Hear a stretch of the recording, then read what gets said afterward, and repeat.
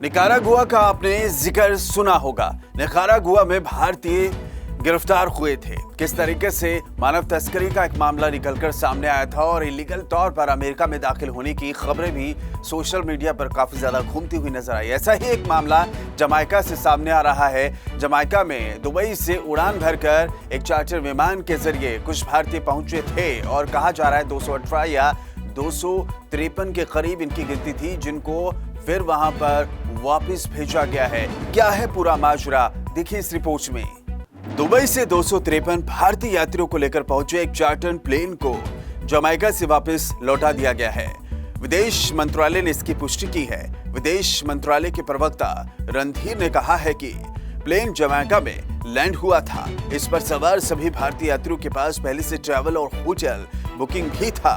हालांकि जमाइका के अधिकारी यात्रियों की ओर से दिखाए गए डॉक्यूमेंट्स से संतुष्ट नहीं नजर आए और इन सभी यात्रियों को 7 मई को दुबई वापस भेज दिया गया। लेकिन इस मामले का अब खुलासा हो चुका है। In Jamaica, we are given to understand that a plane from Dubai landed, a chartered flight from Dubai landed in Jamaica, Kingston. There were several Indians on board.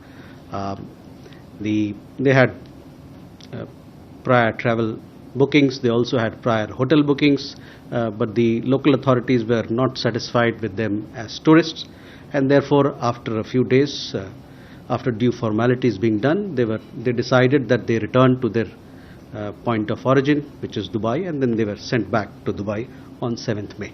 So that is where we are. Jamaica की media के मुताबिक इस charter plane से पहुंचे लोगों की यात्रा का उद्देश्य स्पष्ट नहीं था।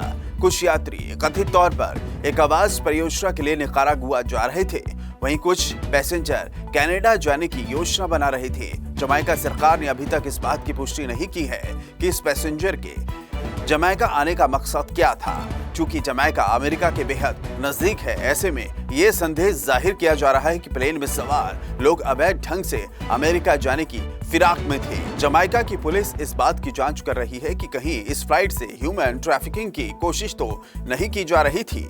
विदेश मंत्रालय ने भी इस बात को लेकर कोई बयान जारी नहीं किया है, लेकिन प्रतिक्रिया जरूर दिया है। वही प्लेन में सवार लोग अवैध ढंग से अमेरिका में घुसने की कोशिश तो नहीं कर रहे थे।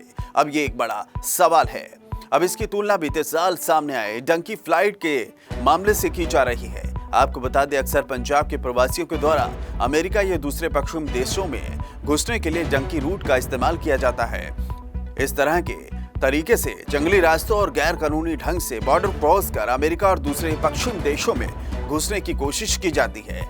लेकिन यह मामला काफी हैरानकीजनक था और कहा जा रहा है कि 20 से 25 लाख रुपए में इन लोगों ने सौदा तय किया और गैर कानूनी ढंग से विदेश भेजने के लिए एक इंटरनेशनल रैकेट का काम भी इसके पीछे चल रहा था।